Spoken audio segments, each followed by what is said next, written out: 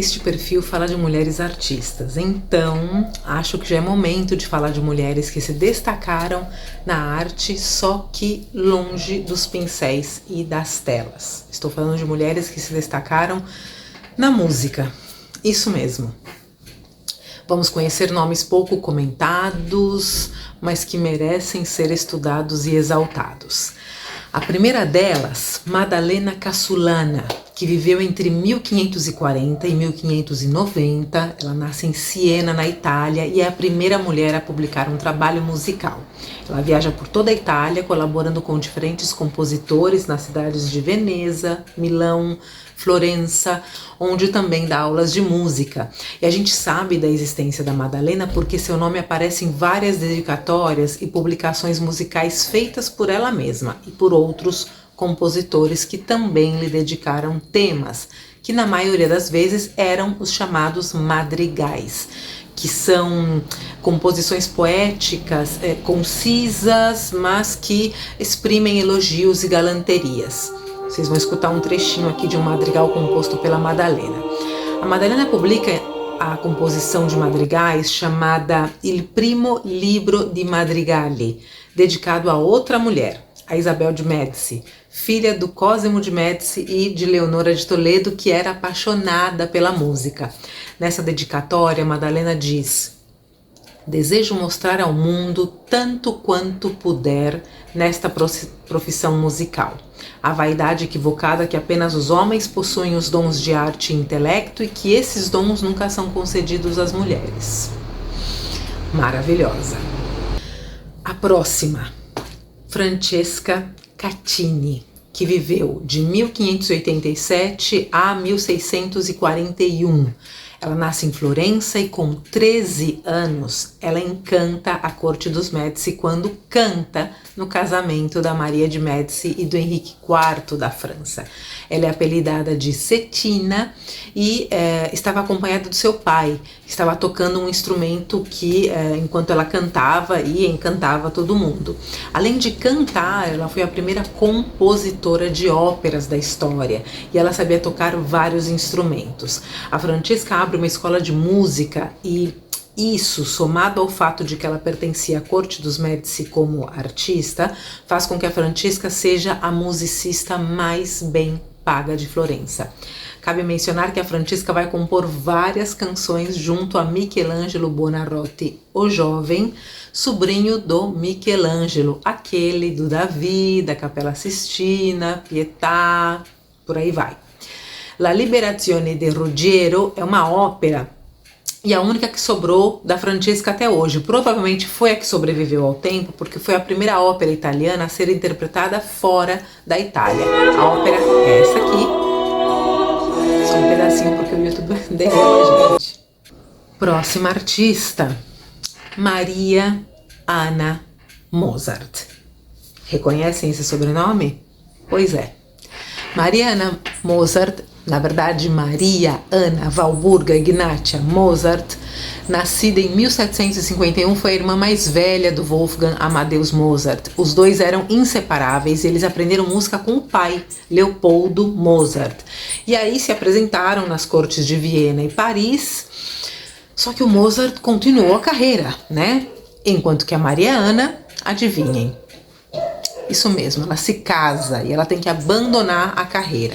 Naquele tempo não havia mulheres de destaque na música, então o pai, achando que ela não ia ter futuro na música, arranja um casamento para ela. Marianne, como era conhecida, simplesmente aceita seu destino e, pasmem, ela não só teve que abandonar a carreira na música, mas também ela teve que renunciar ao seu verdadeiro amor, o capitão Franz Dippold. E apesar da insistência do irmão, ela termina se casando com um milionário chamado Johann Baptist Franz e um resto do sobrenome que é impronunciável, então vai aparecer aqui. Ela não só cuida dos 3 filhos que tem com o marido, mas também cuida dos 2 filhos mais velhos dele, do primeiro casamento.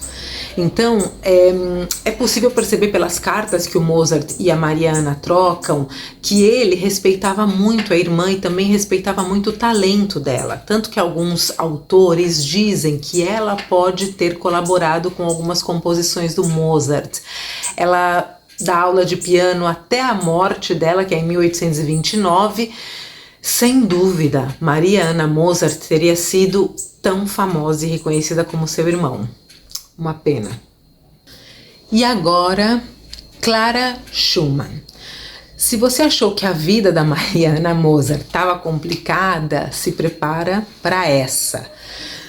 Clara Wieck nasce em 1819 na Alemanha. Seu pai lhe dá uma sólida formação musical, porque ele e a mãe da Clara eram músicos, então ela começa a estudar com 5 anos e com 8 ela já compõe a sua primeira canção, primeira música. Quando ela tinha 11 anos, ela se apaixona por um aluno de seu pai, o Robert Schumann. Se você já leu alguma coisa sobre compositores famosos, esse nome deve ter aparecido no texto com certeza. O Robert tinha talento, mas era pobre e com tendências depressivas, o que fez com que o pai da Clara se opusesse terminantemente ao relacionamento. Só que a Clara não era Mariana Mozart. Ela enfrenta o pai, vai até os tribunais, uma coisa inédita para a época, porque como ela era menor de idade, ela queria se casar com Robert, então ela precisava da aprovação paterna. O pai não aprovava, então ela vai até os tribunais para conseguir essa autorização. Os jovens conseguem se casar, mas o relacionamento de Clara com o pai nunca mais vai ser o mesmo. Agora, casada com Robert, a Clara vai dar inúmeros concertos pela Europa, vai ser a grande musa e intérprete da música do Robert Schumann, porque ele vai ter um problema na mão direita que vai impedir que ele possa tocar as músicas que escreve. Então, quem vai interpretar essas músicas ao piano é a Clara. Por isso que eu comentei que ela viaja por toda a Europa se apresentando. A Clara Schumann teve que superar a morte de 4 dos seus 8 filhos e ainda teve que lidar com a personalidade depressiva do marido por muitos anos. Tanto que ele tenta se suicidar e termina internado num sanatório. Quem vai sustentar a família vai ser a Clara. Ela morre em 1896. E a nossa última artista de hoje, Pauline Viardot Garcia. A Pauline nasce na França, em 1821, numa família de artistas. A mãe dela era cantora, soprano, e o pai e os irmãos eram compositores e cantores também. Ela simplesmente segue esses passos, se destacando com maestria. Rossini, Chopin, Liszt se rendem ao talento da Pauline e lhe dedicam canções. Quando ela tem 16 anos, ela se apresenta em Bruxelas, mais tarde em Londres, sempre como cantora de óperas, e aos 22 anos ela se casa com Louis Viardot, um diretor de teatro que vai incentivar a carreira de Pauline. Ela se apresenta em várias capitais da Europa, ela chega a São Petersburgo, onde mora por 3 anos. Conta-se que o escritor Ivan Turgenev se apaixona por ela e decide deixar a Rússia quando a Pauline volta para a França. E aí o Ivan vai morar numa casa ao lado da casa da Pauline, dando início a um triângulo amoroso super conhecido, porque a Pauline, o Louis e o Ivan viajavam e apareciam juntos em todos os lugares, publicamente. E alguns críticos afirmam inclusive que boa parte da obra do Ivan, ele era escritor, é marcada pela presença de Pauline e pela relação conturbada que eles tinham. Então, o Ivan, junto a Rossini e Delacroix também, vão ser as personalidades que a Pauline recebe com frequência na casa de campo da família do marido, numa cidade chamada Courtenavel. Em 1863, a Pauline se retira dos palcos e se dedica a ensinar no Conservatório de Paris. Em 1883, ela vai ter um ano super difícil, porque Pauline perde o marido e perde seu amado Ivan. A partir disso, ela se foca exclusivamente nas aulas do conservatório e falece em 1910, aos 88 anos.